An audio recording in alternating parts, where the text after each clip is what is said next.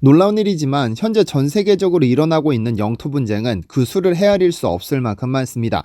특히 동아시아에서는 무려 10개 이상의 장소에서 영토 갈등이 은밀하게 일어나고 있고 그중 8개가 해양 영토 분쟁입니다. 일본과 러시아 간에 벌어지는 쿠릴 열도 분쟁, 일본과 중국 간에 벌어지는 센카쿠 열도 분쟁, 일본이 억지로 국제사회 이슈로 끌고 가려는 독도 분쟁, 그리고 중국이 동남아시아 국가들과 벌이는 남중국해 분쟁 등 유독 아시아에서 분쟁이 많습니다. 중국의 영토 분쟁은 사실 답이 없는 상황입니다. 조금만 마음에 드는 것이 있으면 전부 중국에서 만들었다며 억지 주장을 펼치면서 다른 나라가 어떻게 평가하든 말든 무대포로 일관하고 있는데요. 그중 베트남은 중국의 1953년에 마음대로 그린 지도 때문에 앞바다까지 빼앗기고 소가리를 하고 있습니다. 그런 중국이 마음에 들지 않았던 것일까요? 베트남은 전략적으로 추진 중인 도시 하나를 한국 기업에게 전부 지어달라고 부탁해왔는데요.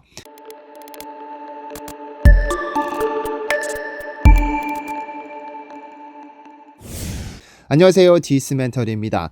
인천공항에서 중국 대륙을 건너 5시간 정도 날아가면 베트남이라는 국가에 도착합니다. 인구수 1억이 넘는 베트남이라는 국가는 한국 기업들이 전략적으로 공략 중인 시장인데요. 한강의 기적으로 선진국 관현에 올라선 한국을 배우기 위해 17만 명이 넘는 베트남 유학생들은 한국을 배우고 있고, 어제와 오늘이 다른 베트남은 한국 기업을 벤치마킹해 세계 수준의 기업으로 거듭나려는 노력을 멈추지 않습니다. 마치 제2의 한국을 보는 듯 베트남 경제는 빠른 성장세를 보이면서 1인당 구매력이 높아졌고, 구매력 높은 베트남 고객을 확보하기 위해 전 세계 많은 기업들이 앞다퉈 베트남 시장에 진출했죠. 그런데 앞날이 창창할 것만 같았던 베트남에 문제가 생겼습니다. 바로 중국 때문인데요. 바로 베트남 앞바다를 중국이 중국 해양권이니 함부로 침범하지 말라고 우기고 있기 때문입니다. 현재 중국과 동남아시아 국가들 간에는 남중국해를 두고 치열한 기싸움이 펼쳐지고 있습니다. 지난 1953년 중국이 일방적으로 지도를 제작해 반포했는데 그 지도에는 상상도 못한 전략이 담겨 있었습니다. 바로 중국 대륙의 남쪽 해역, 즉 남중국해에다가 U자 형태의 선 9개를 그어 90%가 자국 영토라고 표시해버린 것이죠. 이를 남해 구단선이라 부르는데, 이 남해 구단선에는 베트남 앞바다 파라셀 군도가 포함됩니다.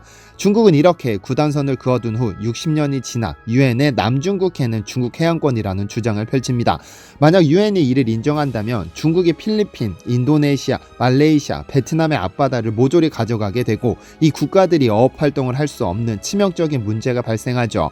이에 동남아시아 국가들은 중국의 위협에 대응하기 위해 빠르게 군사력을 키워가고 있는데요. 그런데 세계에서 가장 빠르게 성장하는 국가 중 하나인 베트남이라면 중국 기업들도 눈독 들일 법한 매력적인 시장이지만 중국 기업들이 그다지 큰 성과를 거두지 못하고 있는 것으로 보입니다. 특히 건설 분야에 있어서는 한국 기업이 독보적인 위치를 점령하고 있죠. 지난 2012년 11월 베트남에서는 스타레이크 시티라는 신도시 개발 사업의 기공식이 열렸습니다.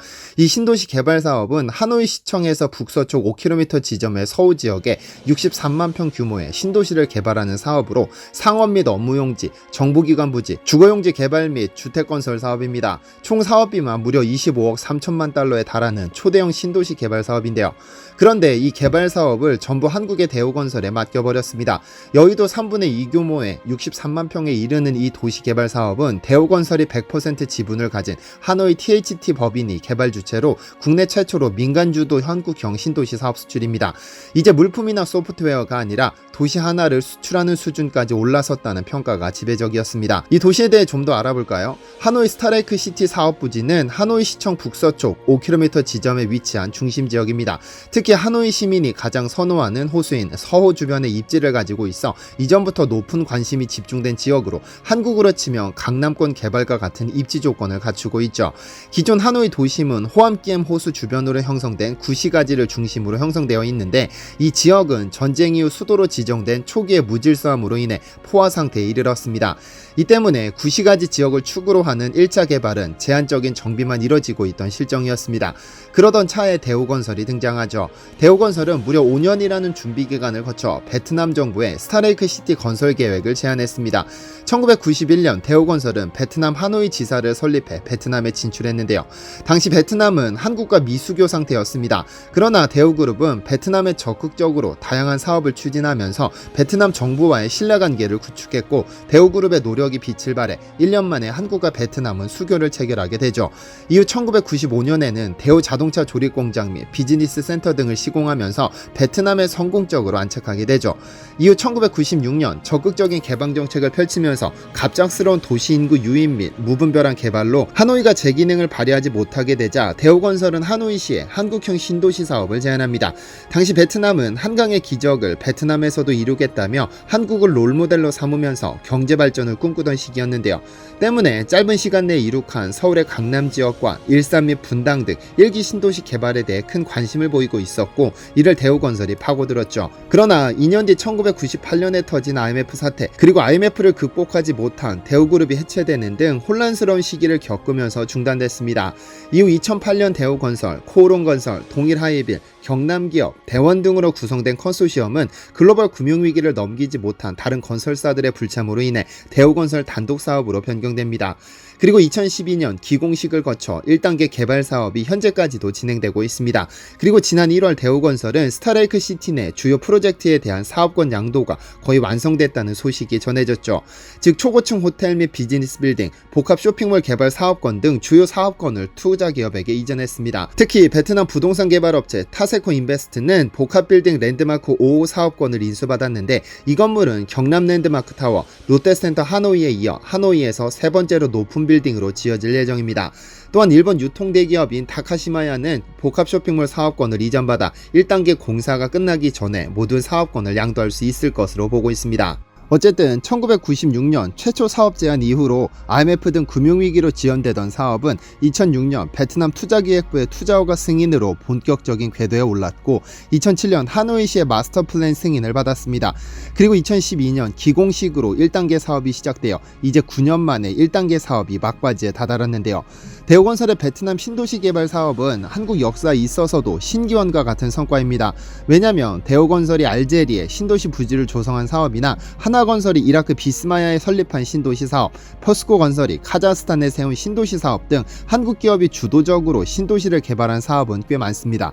그러나 이들은 전부 해당 국가의 정부가 주도하는 공적인 성격이 강하지만 하노이 스타레이크 시티는 민간 기업이 베트남 정부의 제안에 승인받아 진행되는 사업으로 사업 초기부터 조성 및 완료까지 민간 기업인 대우건설이 주도하는 독특한 사업 구조를 보입니다. 그만큼 이제 한국 기업들이 한 국가의 정부에게 신도시 개발 사업을 제안할 정도로 능력이 커졌다는 것을 의미합니다. 그런데 한국에게 이토록 우호적인 베트남이지만 중국에 대해서는 상당히 비협조적입니다. 현재 중국은 1대1로라는 프로젝트로 전 세계를 자신의 경제권에 가두려는 속셈을 감추고 있습니다. 2013년 시진핑이 중앙아시아와 유럽 대륙을 잇는 육상 실크로드 그리고 동남아시아와 아프리카, 유럽을 연결하는 해상 실크로드 1대1로를 제시했는데요. 중국을 중심으로 주변 60개 국가를 포함하는 거대한 경제권을 구성해 대규모 물류, 에너지, 금융 네트워크를 건설하겠다는 구상이죠. 그동안 수천조 원에 달하는 어마어마한 금액이 투자 또는 차관 형태로 많은 국가들에게 지급됐는데 멀리 아프리카 케냐부터 유럽 헝가리까지 많은 국가들이 직간접적으로 1대1로의 영향을 받고 있습니다. 특히 캄보디아, 인도네시아, 말레이시아, 라오스, 스리랑카, 파키스탄, 키르기스스탄, 방글라데시 등 동서남아시아 신흥국과 저개발 국가들이 적극적으로 참여했는데요. 여기에서 매우 특이한 점은 정작 중국과 국경을 접한 베트남은 1대1로에 대해 아무런 프로젝트가 진행되지 않는다는 점입니다. 언뜻 베트남이 1대1로의 가장 큰 수혜를 받을 것으로 보이지만 의외로 베트남과 중국 간의 구체적인 프로젝트는 단 한 가지도 없습니다. 2017년 베트남 공산당 총비서가 시진핑과 1대1로 사업에 협력한다는 상호협력 문서에 서명은 했지만 이 역시도 진행되지 않았습니다. 중국에게 가진 뿌리 깊은 불만 때문이죠. 사실 베트남과 중국의 관계는 상당히 복잡미묘합니다. 같은 사회주의 노선을 걷는 국가라서 서로 협력하는 듯 보이지만 정치와 경제 분야에서 상당한 긴장감이 조성되어 있죠. 1979년 베트남과 중국 사이에 전쟁이 발발하기도 했고 이후 두 나라는 남중국해를 두고 끊임없이 분쟁 중이죠. 1988년에는 파리셀 군도에서 해전이 벌어지기도 했습니다. 그러나 이러한 사건들로 인해 베트남에서는 반중 정서가 상당히 강해 2018년에는 베트남 정부가 중국 국경과 접한 꽝난성 번돈에 경제특구를 조성한다고 발표하자 대규모 반중 시위가 일어나 프로젝트가 무산되기도 했습니다. 그래서 베트남에서 활동하려는 중국 기업들이 망설이고 있으며 이미지 좋은 한국을 마음대로 도용하고 있는 실정입니다. 외국인 관광객으로 북적이는 베트남의 대표 관광지 다낭에는 난생 처음 들어보는 브랜드가 자리하고 있습니다. 무무소라는 이름을 쓰는 이 가게에는 한국 생활용품을 판매하죠. 간판에는 무궁생활이라는 의미를 알 수 없는 한글이 적혀 있어 한글을 모르는 베트남 사람들도 한국 기업이라고 인식합니다. 연두색 톤으로 통일시킨 매장은 깔끔하게 정돈되어 있고 매장 내부는 마치 다이소를 연상시키듯이 다양한 생활용품을 판매하고 있는데요. 그런데 이 기업은 한국 기업이 아닙니다. 바로 국내 자본이 1원도 투입되지 않은 중국 회사죠.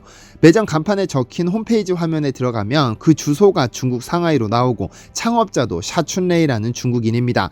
제품 원산지는 당연히 대부분 중국이면서 홈페이지 첫 화면에는 무무소는 패션에 집중하는 한국 브랜드라고 떡하니 적어두고 있습니다. 그런데 한국에 대한 이미지가 극도로 호의적인 동남아시아 베트남, 필리핀, 태국 등지에서 한국 브랜드로 위장한 중국 브랜드가 활개를 치고 있습니다. 무무소뿐 아니라 일라휘, 미니굿, 요요소 등등 브랜드도 다양하죠. 코트라가 파악한 업체만 해도 베트남에만 10개가 넘는다고 합니다.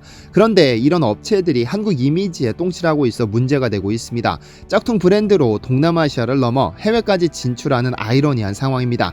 무무소의 경우 터키, 멕시코, 아랍에미레이트까지 진출하고 있는데 터키에만 14개 매장이 있고 아랍에미레이트에는 7개, 멕시코에는 10개의 매장을 가지고 있습니다. 이제는 캐나다와 호주, 뉴질랜드까지 매장을 확대하고 있죠. 한류가 전 세계적으로 사랑받는 것은 참 환영할 만한 일이지만 이렇게 양심 없이 장사하는 중국 기업들이 있어 자칫 한국 이미지에 큰 타격을 입을까 걱정되는 오늘입니다. 시청해주셔서 감사합니다.